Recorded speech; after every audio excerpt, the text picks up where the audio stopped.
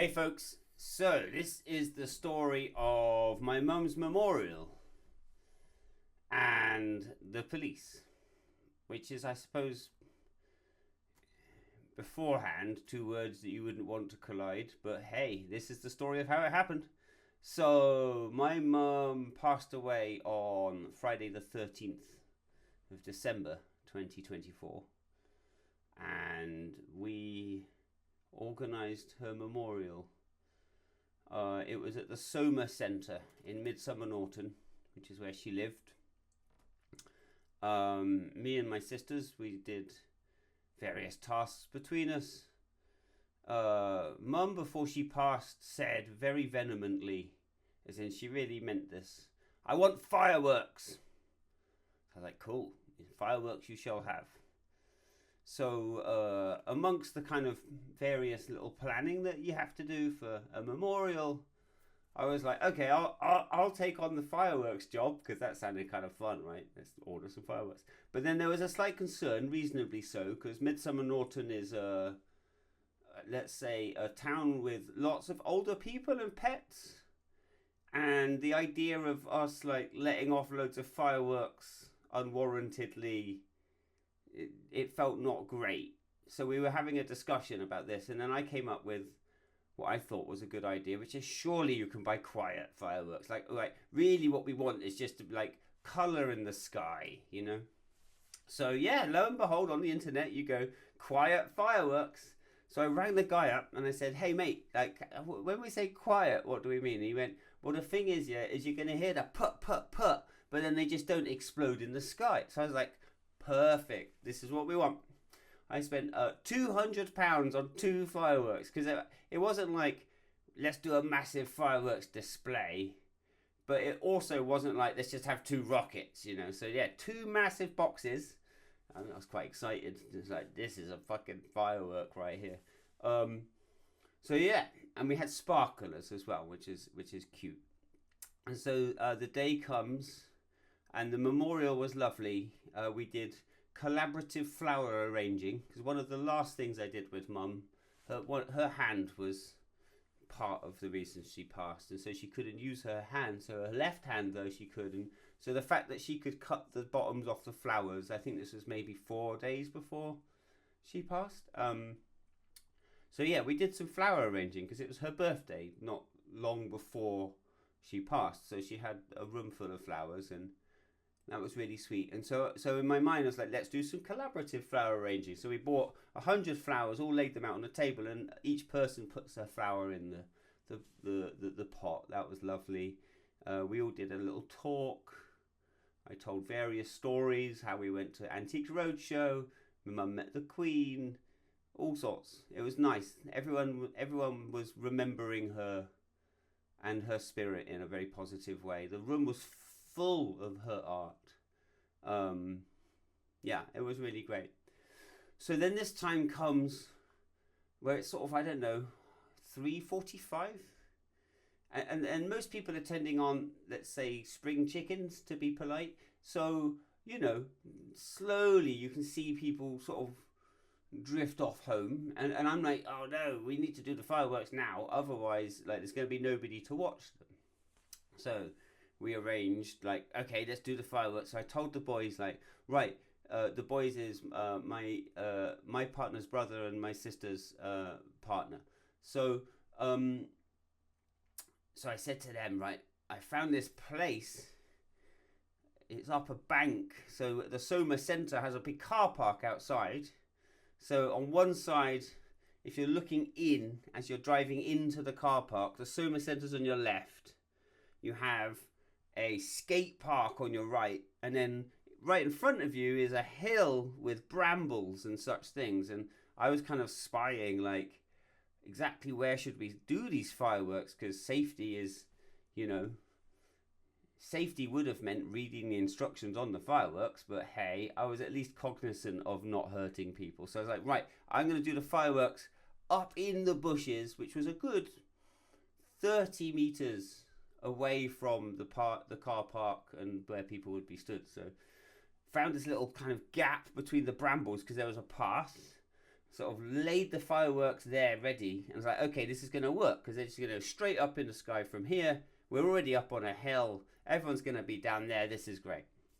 So got the boys to organise them all coming out lighting sparklers. And I sort of told them, like, give me the sign, you know, like give me a whistle. Because I was kind of ducked behind the hedge like a 5-year-old ready for the sign, right? So I'm like, yeah, I'm going to light the fireworks. So it's an important little part of the story to mention here that one of the fireworks, which I thought was very sweet when I was ordering it online, was called Angels from Heaven, right? So it's like, well, that kind of has to be one of them, doesn't it? Bless you, Mum. But I did I think it was called like Spider Web or some other thing first. So like lit the firework, came like running down the stairs, quick, quick, quick. And then like... like fuck were they quiet fireworks, bang, bang, bang, bang, bang. So the launch noise was very much not a put. It was a bang, bang, bang. Fine, they didn't explode in the sky, but immediately I'm just like, these are not quiet fireworks.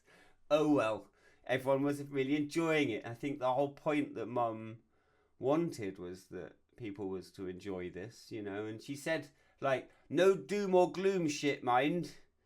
Hence the fireworks. You could hear people really enjoying this moment of like, Annie was my mum's name. Hey Annie, look at you in the sky, like full of colours. So anyway, I made the joke to the crowd, like 80 odd people.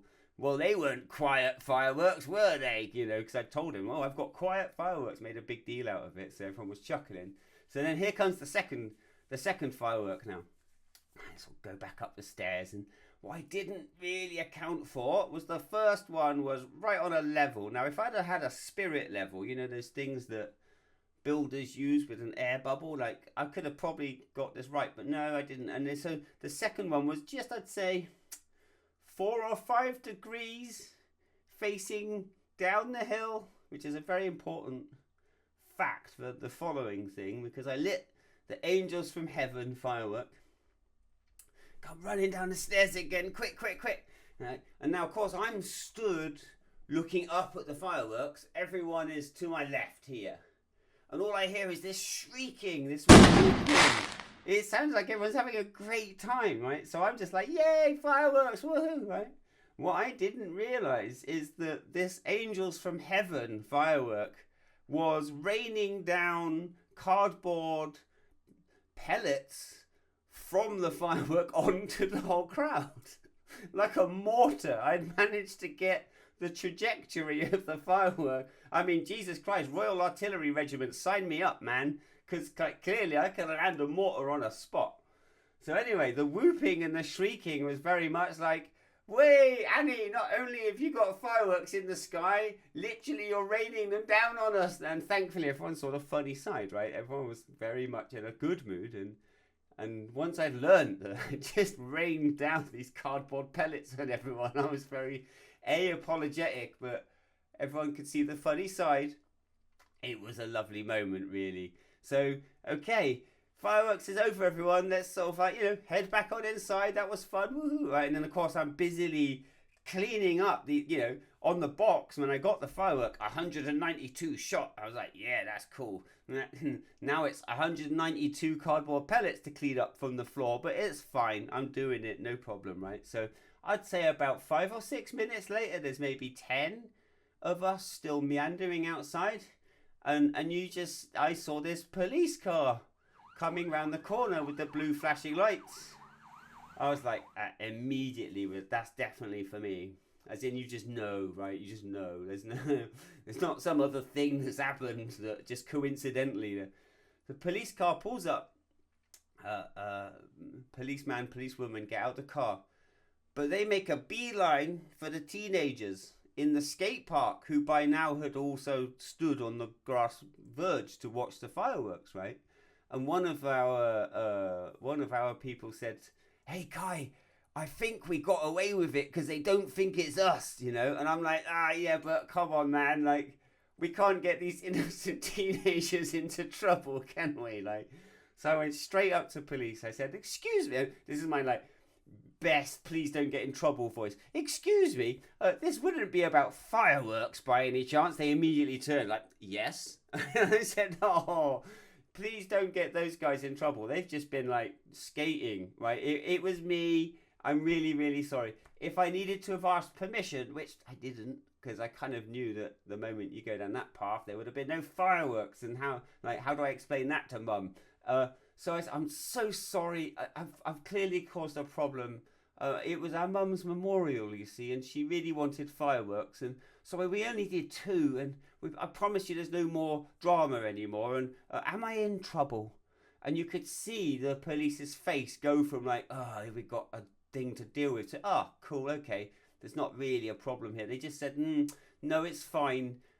We always get phone calls about teenagers causing trouble with fireworks. At which point I kind of smirked at the teenagers a little bit and said, well, I'm almost a teenager and I had fireworks. I didn't say that. I kind of wanted to say that, but the idea was not to escalate or annoy the police, because they were being very nice, right? And so yeah, the conclusion of that story is nobody got in trouble. Mum got fireworks and the police turned up to my mum's memorial.